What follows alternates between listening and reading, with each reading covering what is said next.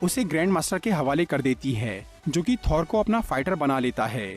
दूसरी तरफ हेला जब एसगार्ड में अपनी हुकूमत शुरू करती है तो वहाँ की आर्मी उसका विरोध करती है, इसीलिए हेला उन सबको मार डालती है। हेला का मिशन था पूरे ब्रह्मांड पर कब्जा करना, लेकिन इस काम के लिए उसे एक फौज की जरूरत थी, और क्योंकि अब एसगार्ड की आर्मी खत्म हो चुकी थी, इसलिए हेला अपनी पुरानी फौज, जिसके सिपाही बहुत पहले ही मर चुके थे, उन्हें जिंदा करने का फैसला करती है। उन सिपाहियों की लाश महल के नीचे दफन थी, जिसमें हेला का एक बड़ा सा भेड़िया भी मौजूद था। उन्हें जिंदा करने के लिए हेला सर्टर की इटर्नल फ्लेम का इस्तेमाल करती है। इटर्नल फ्लेम से वो सब फिर से जिंदा हो जाते हैं और हेला के मकसद में शामिल हो जाते हैं।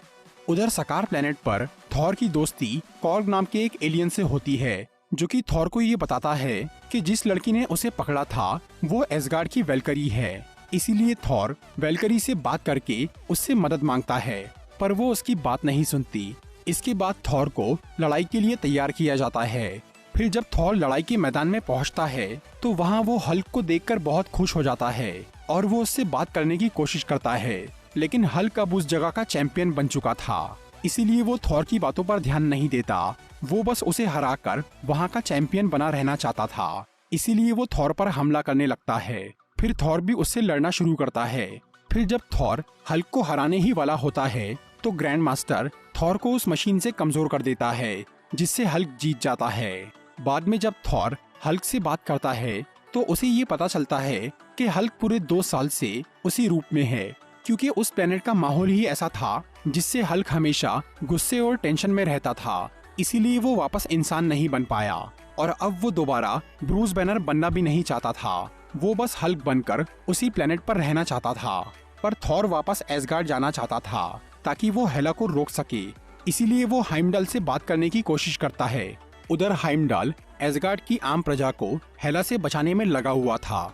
इसके अलावा उसने बाइफ्रॉस्ट की तलवार भी चुरा ली थी, जो कि असल में बाइफ्रॉस्ट की चाबी थी, ताकि हेला एसगार्ड से बाहर न जा सके और ब्रह्मांड पर कब्जा न कर सके। फिर जब थॉर उससे बात करता है तो हाइमडल उसे अपनी शक्ति से दिखाता है कि एसगार्ड में क्या चल रहा है, और वो थॉर को जल्द से जल्द एसगार्ड वापस पहुंचने के लिए बोलता है। इसीलिए थॉर एक बार फिर वेलकरी से बात करता है और उसे बताता है कि हेला वापस आ गई है, पर वो इस बार भी उसकी बात नहीं सुनती। और तब थॉर वेलकरी से वो मशीन छीन लेता है जिससे वो उसे काबू कर रही थी।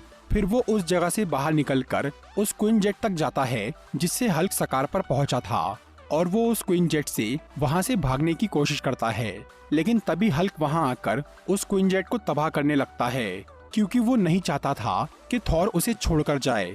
और तब थॉर हल्क को रोकने के लिए नताशा की वीडियो रिकॉर्डिंग चालू कर देता है, जिसे देखकर हल्क इमोशनल हो जाता है और वो वापस ब्रूस बैनर बन जाता है।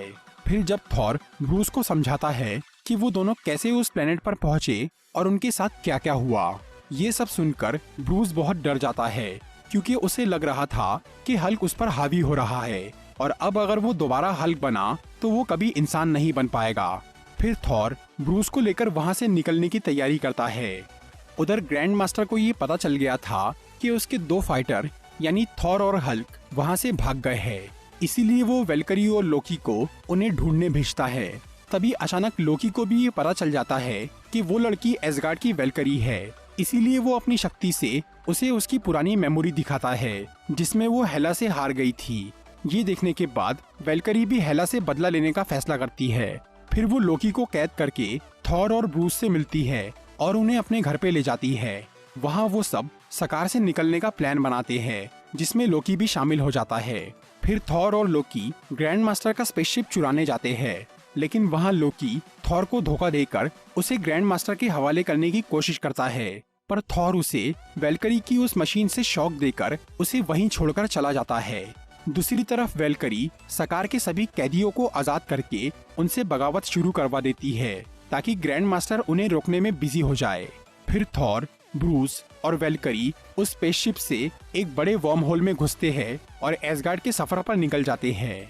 उधर कॉर्ग और बाकी के फाइटर्स लोकी से मिलकर उसे आजाद कर देते हैं। फिर लोकी उन सब का लीडर बन जाता है और वो उन्हें एक स्पेसशिप में बिठाकर एसगार्ड के लिए रवाना हो जाता है। दूसरी तरफ हेला बाइफ्रॉस्ट की तलवार हासिल करने के लिए एसगार्ड वासियों को मारने की तैयारी करती है और वो उस जगह तक पहुंच जाती है जहां हाइमडल ने सभी लोगों को छुपा के रखा था। लेकिन उसी वक्त थॉर और उसके साथी एसगार्ड में आ जाते हैं और फिर थॉर हेला से मिलकर उससे लड़ना शुरू कर देता है। उधर हाइमडल सभी लोगों को एसगार्ड से बाहर निकालने की कोशिश कर रहा था, लेकिन स्कर्ज और उसकी आर्मी ने उनका रास्ता रोक दिया था। तभी ब्रूस बैनर फिर से हल्क बन जाता है और वो उस